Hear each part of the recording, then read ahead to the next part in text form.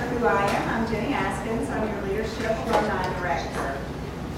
This is a Lessons in Leadership presentation. I'd like for our Lessons in Leadership Committee to stand, if you don't mind, and be recognized. They do such a fantastic job. Clint?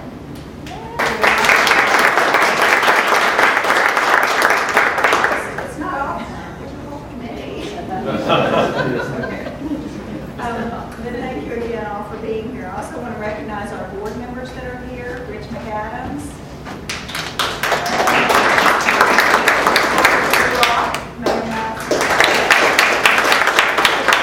And Joe Alexander. Thank you for being here.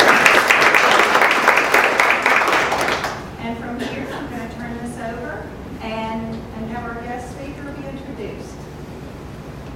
Thank you, Jenny. First of all, welcome to LSync. We're honored that you are here today and that you've allowed us to host this Lessons in Leadership luncheon. I'd like to introduce our speaker. Many of you know her. Alicia Ryan is the founder and chief executive officer of LSync. We are a Huntsville-based firm that provides turnkey business consulting strategies, strategic communications, product development, and low-volume adaptable production to companies throughout the U.S. and abroad. Ms. Ryan founded LSync in 2008 to provide senior leaders with the business strategies, communications tools, and strategic frameworks needed to pursue new markets and opportunities with confidence. The desire to lead with a servant's heart has been the cornerstone of Ms. Ryan's career, beginning at Dynastar in the 1990s, progressing through Booz Allen Hamilton during the early 2000s, and culminating with the founding of LSync in 2008. LSync acquired Energy Inc. in 2012 to add product engineering, rapid prototyping, and low-volume production to its core capabilities. Ms. Ryan holds a bachelor's degree in industrial organizational psychology from George Mason University, a master's degree in organizational leadership from Chapman University, and has completed graduate studies in information management systems at Marymount University. She is a graduate of Leadership Class 24, serves on the board of directors for the Huntsville-Madison County Chamber of Commerce and Mayor Tommy Battle's Cyber Huntsville initiative. She's also active in other community service projects and church ministries. She and husband Joe have 2 children, Aaliyah and Jason. Here to tell you more about servant leadership, a never-ending journey, please welcome Ms. Alicia Ryan.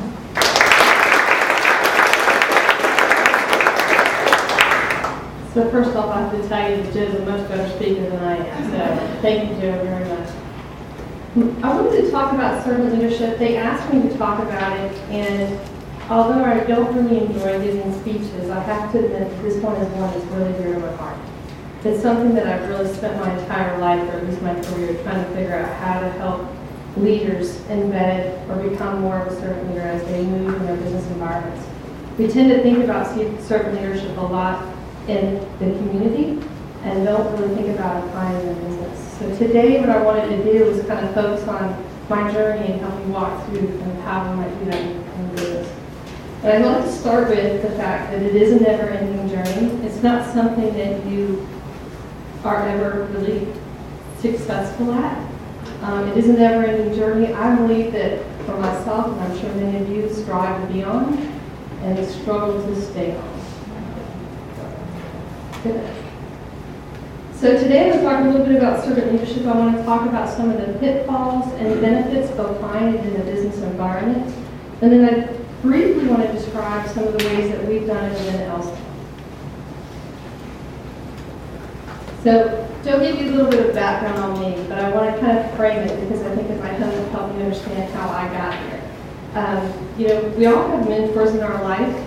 I'd like to say that my first one was my mother at the age of 18.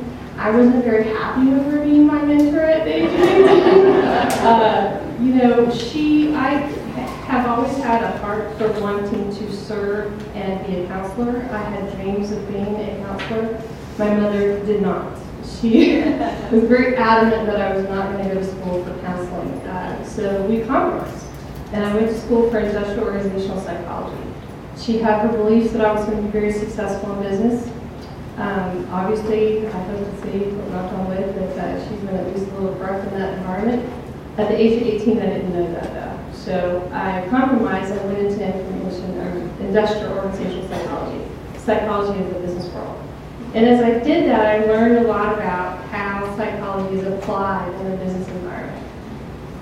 However, when you graduate from school with a bachelor's degree, we all know that you very often can't necessarily go right into what you study. And somehow, even though I swore I'd never work in DoD contracting, coming from a family that's all about military, my first job was in DoD contracting. And so as I continued on that career in my 20s, I started to realize that if I wanted to be successful in that career, I had to do a little bit more than psychology. So I started going after a degree in information management. It was still in management, but it was in more of the network management, and I thought that this was going to be the way that I was going to be successful. I managed to get through about 80 to 90% of that degree before I finally realized that I did not want to do that. However, it taught me a lot. It taught me a lot about how engineers think. It taught me a lot about why people who think in a more tactical way, the ones creating those products, have such a difficult time getting them understood and fought off with the CEOs and the strategic leaders. So there's a big gap between the way we think and create products and the way we implement them and get them sold in the market. And so I saw a niche. As I continued on my career, I found an opportunity to go after a new program called Organizational Leadership, which is a little different than organizational development. It's focused on the study of leadership and how it works inside environments and how you help them think through their issues. I focused specifically on systems thinking, of looking at an organization as a whole and how it's all connected, and on servant leadership. Servant leadership, again, became my heart's desire. Now, I will tell you that if you were to come and listen to me speak to a client, I'm not exactly going to sit there and say, oh, I'm a servant leader. I've learned to craft ways to make people successful and to work with helping people become successful without necessarily having to put those words out there, but we can still embrace it. So what I realized in my path was that although I had studied these things that I truly believed in, I was kind of naive in thinking when I graduated from that master's degree that I was going to be able to just jump into the senior leadership. I was in Buzan at the time and said, hey, don't you want to embrace this? It didn't work that way.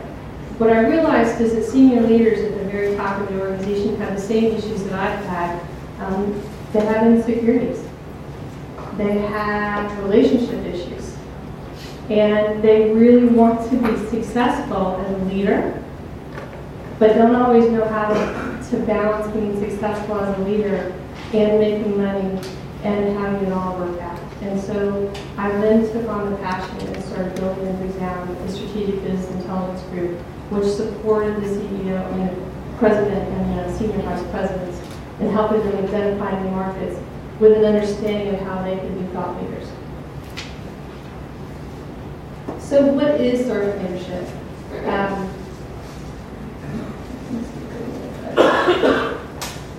Servant leadership, when I studied it in college, the father of servant leadership was Robert Ringleader.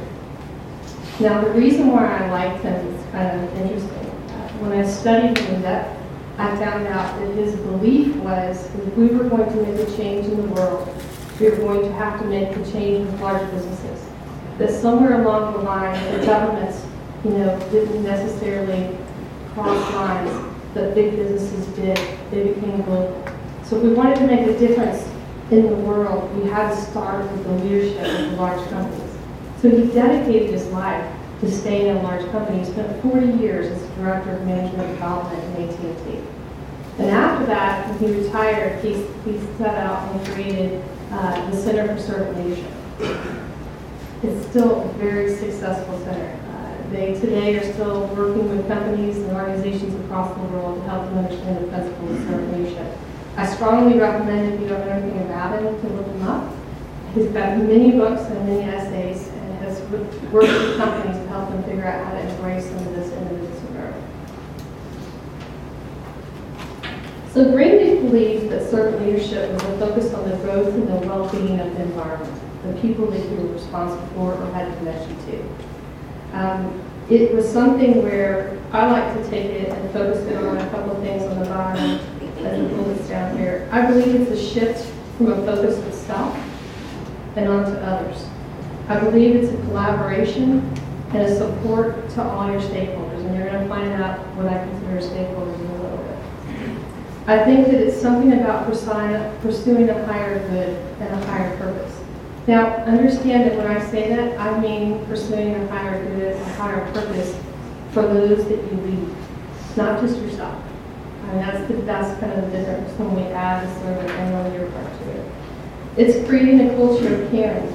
And I added this last bullet because for those of you I know that are leaders, and I know, I guess many of we all are actually, that I think about it, the issue with it is that many times our best intentions backfire. And, it's one thing to fail when you're doing something and you didn't know what you were doing. It's another to put a whole lot of emphasis on wanting to do the right thing and have it still backfire. And so I think part of being a servant leader is understanding that you still got to get back up. You still have to figure out how to continue, even if you did give it your all and it failed. So, next one. So, I assume since you're here, and because I know many of you, that you are definitely more of a servant leader than you know. I think the difference is that we tend to separate our lives. We tend to think about serving when we think about church and community or the boards that we're on. We don't necessarily think about serving when we think about leading the business, especially when you have to come in every day and make sure you look like and act like you're the one that's in charge. And so my thoughts is that I believe that you can find a way to do it in all places. I have. I try to live that truth. It's not always easy, but it does make it a lot more enriching to know that I get to be the same leader I am here as I am in church.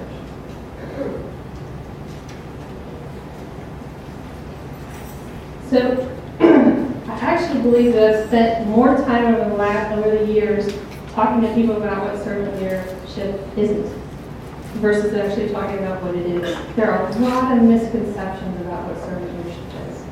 Some people believe that if you serve, that automatically means you're weaker, right? Other people believe that that word servant only goes with ministers or nonprofits. People believe that they've got to put the leadership first and the servant second. Another thing is that people think it's all about being philanthropic, and that all I need to do is give money, and that's just not what it is. It's a very difficult path, and although I find some people who think that they're servants actually think it's an easy path, they think that if they just make everybody happy, then that means I'm serving. That's a misconception. Serving is not about making everybody happy, especially in a leadership perspective. The other thing that I hear a lot is that it's for later in my life. It's for the second half, when I retire. I don't believe that. I believe that you should make your whole life about it. The biggest myth, I'll say this again, the biggest myth that I have heard about servant leadership is that people think that it's at the expense of making a profit. No, wrong. Businesses stay in business because they're profitable. They can't serve if they're not profitable. And I find that groups tend to take one extreme or another. Either they take an extreme of I'm all about profit, and then they focus on that to the extent and to the expense of the capabilities that they need to keep in place in order to stay marketable as the market changes. Or they focus on that whole servant month thing and they think I'm just going to serve at the expense of the employee welfare, which obviously comes about from the profit that you make from business. And so it's extremely important in my mind to strive. And I use the word strive because in truth you can never find balance. It's about striving. I don't fly a helicopter, although I've heard this analogy and I'd like to give it to you. My understanding is that when you fly a helicopter, the whole purpose is that you're never on track. Everything you do is about redirecting yourself to get back on track. So they know all the time they're never really there. It's about redirecting. And that's what I think it is here. So no wimps here. I wanted to make sure you saw some of the companies that have embraced it, not just said they do it, have programs that are focused on it, teach their leaders about it, embrace it in their culture. I can tell you that none of these companies do that without making a profit. And if you look at the book, Seven Pillars of Servant Leadership, it's a good book, I suggest you look at it. It actually cites a study that demonstrated that those companies that focused on embedding servant leadership into their company and were training it and making it a culture had a 24.2% better return. So they wouldn't be doing it if they weren't making money. But the benefit is they get to make the money and figure out and have that self-fulfillment as well. So let's talk about the principles. Now, these are not the exact principles of Greenleaf. I've changed my thoughts over the years, and I've tried to focus today on the ones that I think are most pertinent in business. I know for a fact these are not all of them. It's way more complicated than that. In 30 minutes, I couldn't possibly go through them all, but I wanted to focus on ones where I could give actual business examples. But before we go with the principles, what I want you to focus on is the blue diamond. The trick, I believe, to really learning how to serve, and I say learning because remember I told you it's a journey and you're never really there, is to make sure that you have a perspective of service to all of your stakeholders. Not just your employees, not just your clients, but the markets and communities in which your clients and your employees work within. In the stakeholders, like either headquarters or corporate or investors. You have to be able to stand back and create strategic directions that have included understanding the needs and requirements of all four. And to balance as much as possible. Remember, I said you can't ever act balance, so it's a striving point. It requires making very hard decisions because sometimes in order to move forward in growth, one might look like they lose out. But if you've at least understood them all, that helps you keep it in perspective. So if you can keep the four in perspective as you think about your strategic directions and still maintain your principles, that's the other piece, while you're doing it, that's kind of how you keep this thing going in your head as you focus on your strategic direction that needs to change as you go through it.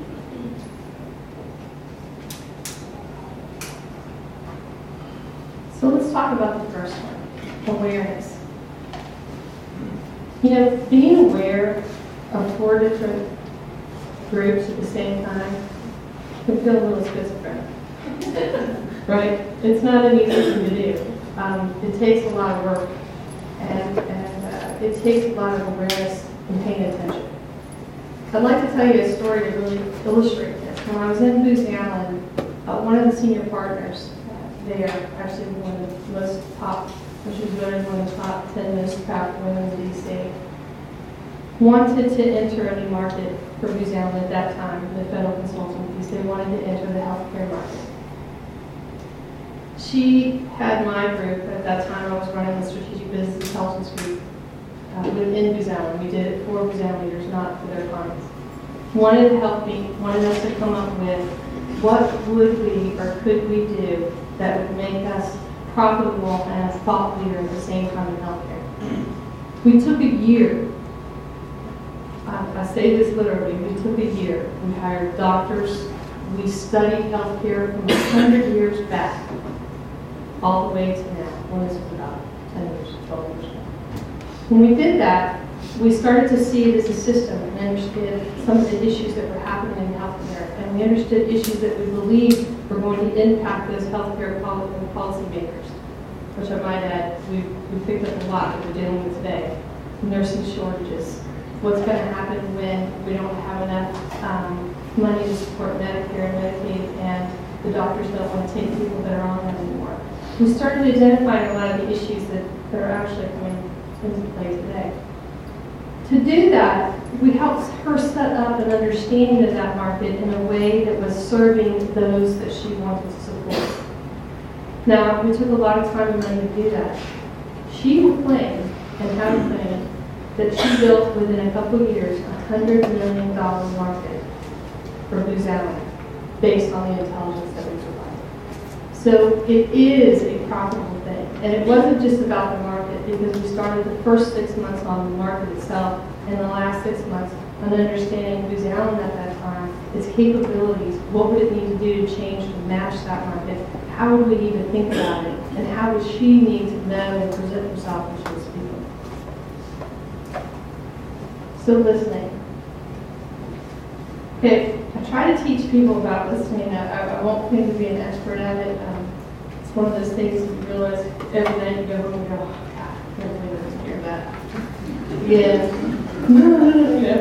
But I try to teach people that work with me, if you can take the time to put in the back of your head your objective of the meeting that you're going into, or the thing that you're trying to settle, or whatever, put it in the back of your head. Don't get rid of it, because the lens of all your questions and the lens of what you're looking at are going to be coming from the objective that's in the back of your head. But keep front of your head. Because as you're listening to your client, they're going to give you clues. Or your employee, they're going to give you clues. Everybody, is going to give you clues. If you're open and you have the objectives and the lens in the back of your thoughts in that meeting, your chances of hearing how to sway the meeting or the relationship are going to be much higher. And again, you've thought through and put it into the perspective of whoever it is that you're working with. So I'd like to explain and give you an actual story of how this worked. This is another story from Louisiana. I got a couple of them. But in this case, Rumsfeld had made a big change in DOD. And we needed to figure out how net centricity and the changes from Rumsfeld were going to impact Booz Allen. What did we need to do at that time? We needed to do in Booz Allen to be prepared for it. Well, net centricity, guys, is just like cyber today.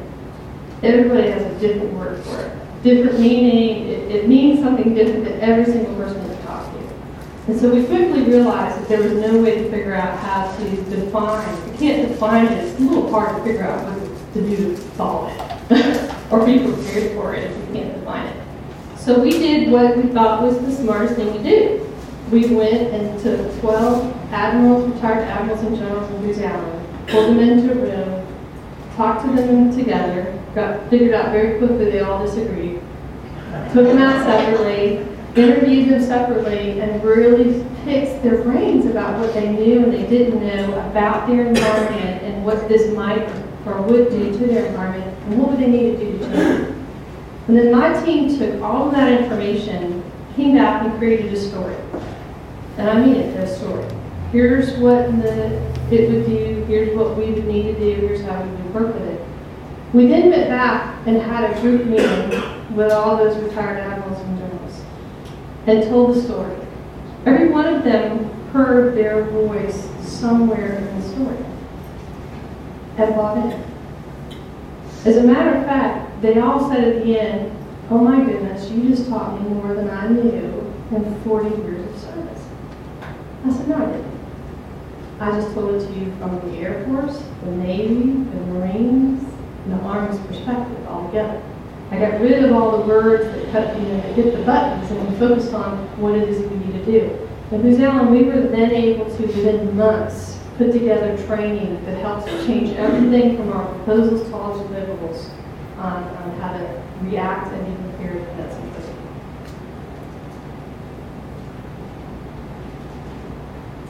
So empathy, probably one of the harder ones, right? Everybody has a story. So we always want to pay attention and be empathetic. And I don't know a face in here that doesn't have empathy. Right? We all have it. Where it gets tough is back to that time again. What happens when you have empathy with your employee, but your employee is no longer right for the job that your client needs? What do you do then? I mean, they're all hard decisions, right? When you're considering all four at the same time, still maintaining empathy, being empathetic is difficult. But I believe it's what makes us good leaders. We understand the stories. Maybe at least we can help speak to them in ways that will still keep people moving in the same direction. It requires making extremely hard decisions. Here's where I believe many of us fail. We've worked with a lot of companies that don't like making decisions until they absolutely have to. Right? Have you ever been there? I know I have. One particular company that did not want to make decisions about layoffs fought it. We were working with them for, 9 months. They fought it. Program cuts were coming. They knew the program cuts were coming. They didn't want to lay them off. These people were my family. We've been together for 50 years, 20 or whatever. I mean, they've been together for a long time. Well, that failure to act in the end meant they laid off over 100. You know, it's that failure. So is your empathy regarding today, or is it focused also on the future? Because when we fail to act in those time periods, we end up making it more difficult. And then we're forced to act. And when we're forced to act, it requires bigger adjustments. So, vision. Okay, we work a whole lot with clients on vision. That's probably one of the most important things to do, and yet so many people think it's this fluffy word. You know, oh gosh, I have to make another vision or vision statement. Please don't make me make it. And I work with clients and I tell them, please, we're going to create a vision for you, and I don't want it publicized anywhere because I want it to really be from the heart. What is it that you think you can do? Don't worry about politically how it's said or which word you use. Somebody else can do that later. Let's focus on what is the vision. And so we like to depict the vision as a bigger arrow, because one of the other things I find is that people like to put these strategic plans in place that are so specific to an absolute outcome that they think vision means I'm going to get that outcome. We like to try to enlarge it and think about vision as a desired state that you're moving towards. And if you create a bigger boundary, then as you change and as things happen, and we all know they do, right? Lots of things happen every single day. You can adapt. And the trick is to adapt in slight ways. Because the other thing that we do, that we all do, is we like to react and make big, huge changes. Right? As soon as we know something's changed, we gotta change. And let's get the strategic plan back out that's been on the shelf. We gotta scrap it. We gotta do another whole new strategic plan. Plan for 3 months, and then by then it's going to change again. So it becomes this just never-ending battle of never getting ahead. If you can think about your strategic vision a little bigger, and you can put some bounds on it, and you can try to stop from making those big, huge changes. And here's the key again, back to the diamond. Have you thought about that change that your reaction wants to do right now in all 4 categories? Because I find that clients tend to think first either right about their employees. Ooh, we got to make this change. We got to make this organizational change. We got to do this. We got to do that. It's because all these things are changing. And they didn't even take the time to think about how the client might see that, or how the community might see it. Or if they did, they spent so much time thinking about it and didn't act. So we're going these other 2 things. But I like to tell people to think about what you have control, and then think about what you don't have control over. Sometimes when we work with clients, we'll spend an entire session just on that. Okay, stop. Before you tell me you can't do that, I know you told me 10 times, before you tell me one more time that you can't grow in that market because I see frustration and all the issues that are happening, I'm here to tell you, guess what? People are still growing. So let's think about this. Before you tell me stop, what part do you have control over? And you'd be surprised when you really stop and think about it. There's an awful lot you have control over. Let's start focusing on it. Okay, what don't you have control over? Can we move any of those slightly? Is there a little bit of change we can do to it? We try to walk people through that. And the last thing I want to say about this is that this is also where I think people mistake when they don't dream big enough. Especially in this environment in Huntsville when we are always dealing with this fear of cuts.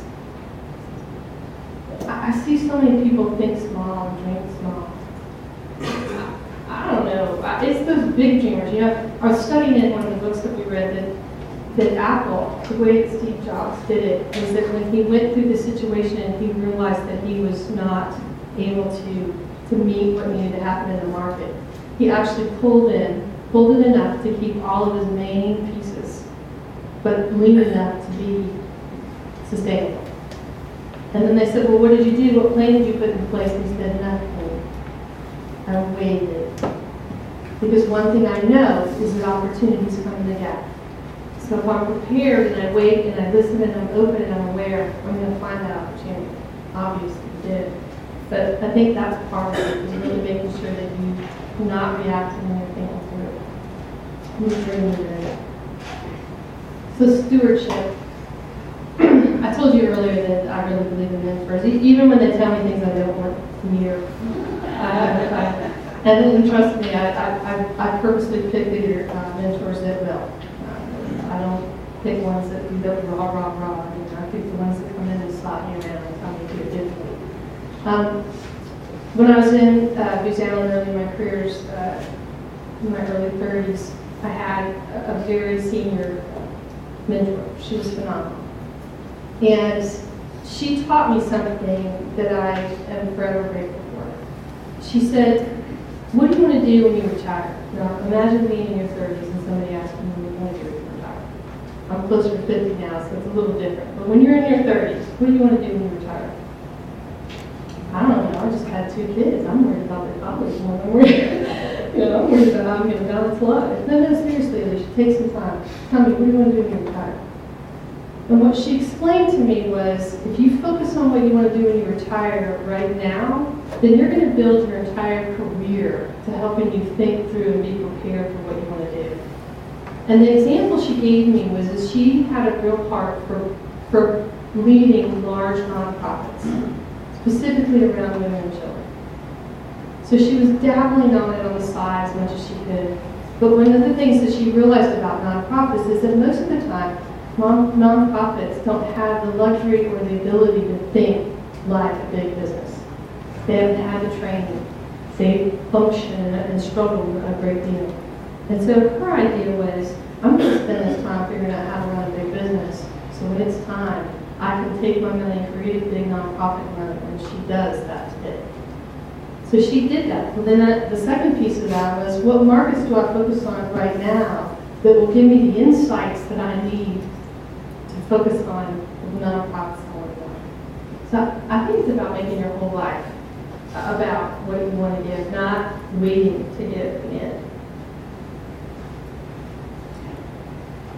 Collaboration. Now, I will tell you this is one of those that really goes to the heart for me, and if you ever want to come and spend some time talking about it, I'm glad to do it. We work with a lot of clients that have great ideas, but they get stuck on the fact that they want their idea to be implemented exactly the way they want it to be implemented. They don't think about the fact that if I want to get my idea implemented, I got to build a business case to get my manager to agree to it. And when my manager agrees to it, he's got to buy off a little bit. Chances are he's got to put some skin in the game, and he's got to see something in it for him. So that little idea that you started with now has got to be a little bigger. Well, then the manager goes to the vice president, and the vice president goes, well, if I'm going to help get behind that, it needs to support more than just your group. And so he puts his idea into it. Vice president goes to the president. He says, well, I really think this is a great idea. I think there's a market out there. We need to take this idea or this product and implement it. And the president goes, I'm only putting an investment in this if I know it's going to help us now and in the future. And we got to make sure our clients buy off on it. And then you go, and you go, and you go. And so I try to teach people to think about the stair step. When I started in Booz Allen, I started in the San Diego office. And I provided, for Booz Allen, remember I told you about IUT and college and stuff. I provided market intelligence for the senior leaders of the San Diego office. Well, after a while, they said, you know what? I love your idea about helping Booz Allen, since that's what we do in the industry, but we don't know exactly how to do it for ourselves. I'm sure you've gone through that. Why don't you help us do it for all of California? Okay. And then after a while, the people in California that were showing success in California, they said, wait a minute, 9/11 happened. All of a sudden, everything changed. Why don't you do what you do for all of D&D within Booz Allen? And then it went from, wait a minute, what you're doing really helps, we need to grow it bigger. Why don't you do it for the whole company? By the time I ended, there was 50 people working with me on delivery intelligence across the company internally. So that's an example, but I can tell you, my idea that started in San Diego was not the same idea when it got to the end. It was a lot of other people's ideas. I mean, I got to be part of the ride, but I had to give up my desire to own it if I really truly wanted that idea to work. Okay, humility. I don't think I know a word that causes more people to cringe than the word humility. And I would tell you that it's probably one of my number one thing I think that all of us as leaders need to have. I think that humility is very misunderstood in leadership. For some reason, people seem to think humility means, well, I just won't take credit. Or, I don't want to, look big. If I humble myself, that's what it is. I'd like you to think about it a little differently. I think about humility as about submitting to a bigger purpose. Am I willing to submit to the strategic plan or the strategic direction of my superiors? Or am I willing to create a strategic plan that includes everybody that I'm that for that I told you about in the triangle, even when I know it's not going to necessarily make me the happiest? Am I willing to submit? That's how I want you to think about it. Am I willing to submit to that strategic direction? We've worked with a lot of companies where we go in and we analyze. The first thing we do is analyze their current strategic direction, and we work with their senior leader. And then we go and interview that second level of leadership. I can't tell you how often that second level of leadership passively disagrees. And some of the biggest issues come because that second level of his leadership does not really want to follow that direction. And I kind of get to the point where I go, grow up. If you're in this group, you're either going to follow this direction, you're going to help them make a change, you're going to help redirect it, or you're going to get off the bus. Don't make somebody make you get off the bus. You're a leader. It's not like you're an employee that doesn't have a choice. You have a choice, and you are a leader. And you're meant to help submit and be humble and be willing to give up your own desires or your own product. I think about clients that have had to decide to divest of a product and up in a certain product, and the leaders that fought it. The market says it's not going to sustain. You can fight it all you want, but it's a never-ending game. It'd be much easier on that entire organization if you're willing to submit. I give you a good example, myself personally. Obviously, you figured out that my desire and dream is always to help leaders. It's something I've done since the beginning. When we acquired Energy, the big hit was obviously frustration. We acquired them a little over a year ago, and all the cuts to federal budgets were happening, still are. And so I remember sitting down with David Sleeve, my partner, and saying, I've talked to my mentors in the industry. I don't want to close down the strategy side, but I'm going to put it on hold because I believe that we're going to need to make sure we're ready for when it's needed to begin. But right now, I think we've got to focus on engineering. And he looked at me and he said, "You'd be willing to give up your baby?" And I said, if it means keeping this company going and providing good products, the engineers are good too. Well, luckily for me, that's not the story that happened. Our strategy department has grown significantly since that time. I didn't know that. Luckily I was wrong. Even with all the intelligence I had, I was wrong. But the point is, we were willing to. We were willing to think through it, and I think that willingness allowed us to be open to other opportunities. So courage. I don't have to tell you that you have to have courage. Every one of you have learned that you have to have courage. I think, personally, that courage is probably one of those things that I deal with every single day, and I know all of you do, and I think it's being willing to do and take and make those hard decisions. It's having the courage to lead those employees even when they don't like what you're telling them to do. I give this example, it's being willing to fire your clients. I don't know very many people that are willing to fire their clients. We've had several. Why? Because the truth, I couldn't deliver what they wanted within the cost constraints that they did. Luckily for me, being willing to fire them actually made it so that it continued. And I can tell you in one case, they continue to be one of our biggest clients, and we're now $1 million down the road. Okay.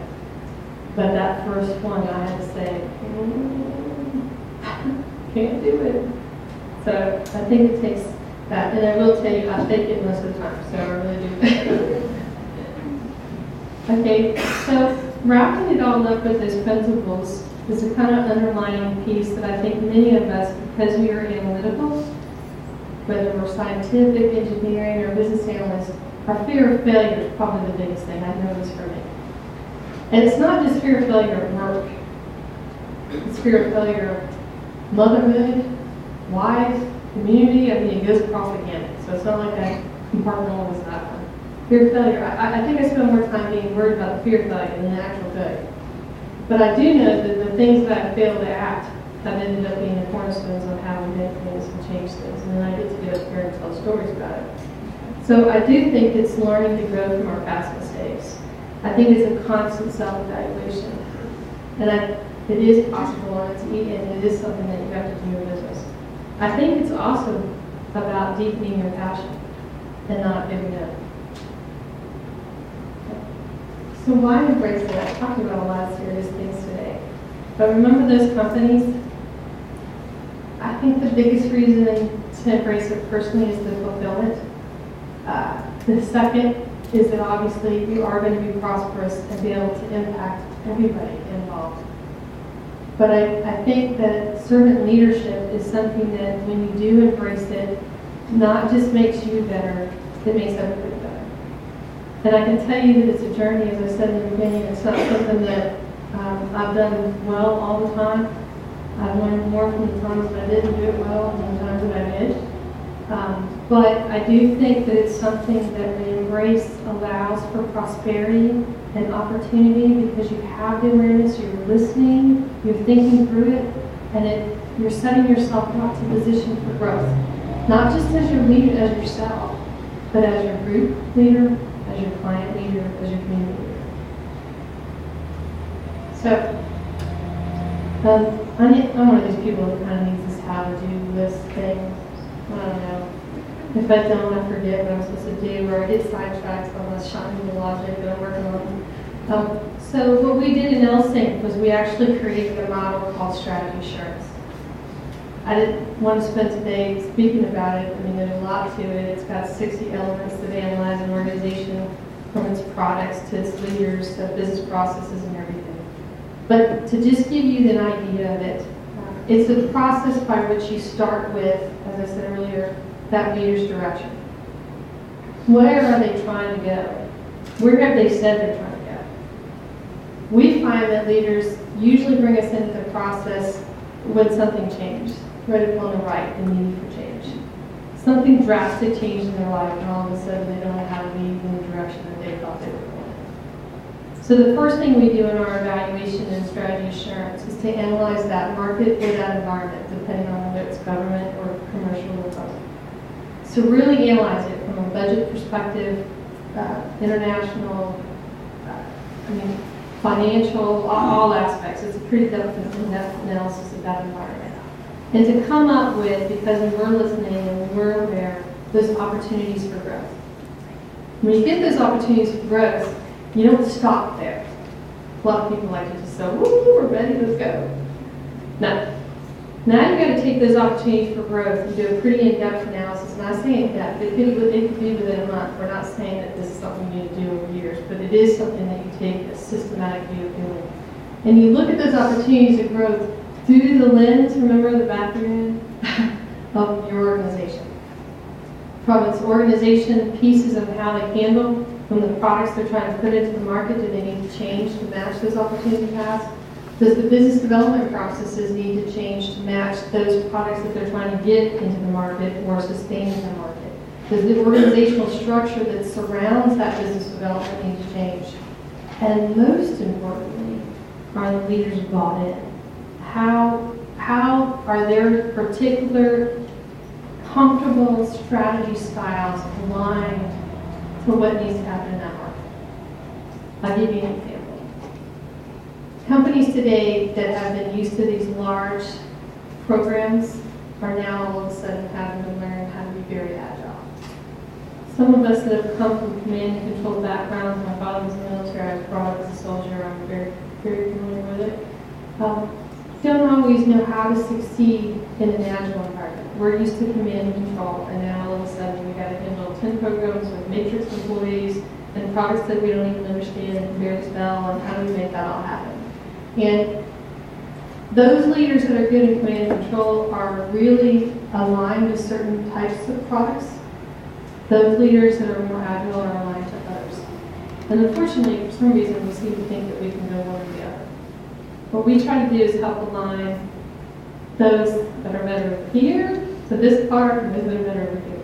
And that's part of that assessment at the bottom.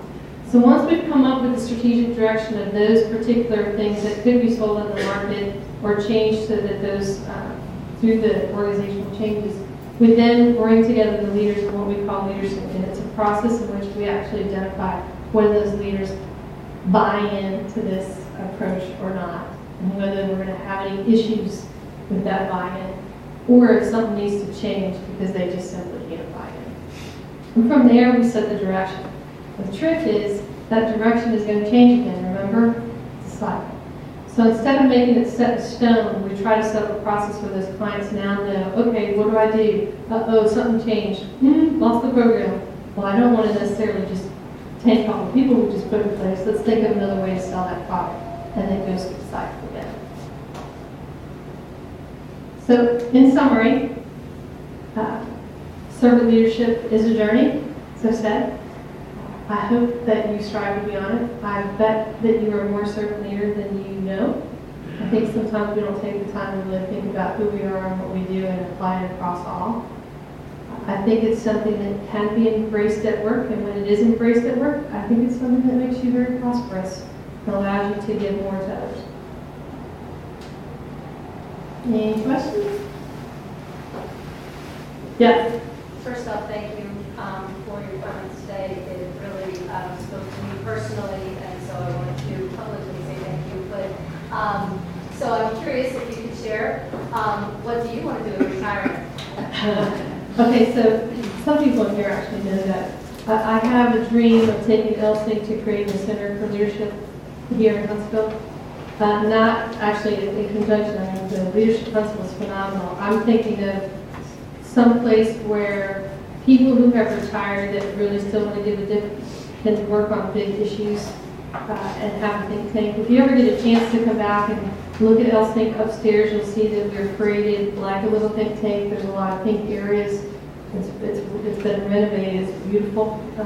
And so we'd like to continue to embrace bringing people in that want to be part of problem solving for our community. Like I said, it dovetails into leadership principle, but it's more that think tank part. Any other questions? Alicia, you do. List any government contractors, any of the companies that apply servant leadership? Have you found any in the DOE world? I do. You know, I would venture to say one of the reasons why I'm so comfortable in the DoD world is because it has an underlying integrity built in. Unfortunately, it also has a lot of structure built in. And so that strive to be on and struggle to stay on is a very important piece of it. But I do think that they embrace it. I just don't think it's necessarily figured out always how to put it into that structure. Yes. This is actually a question about vision and how you help your companies, leaders to accomplish that.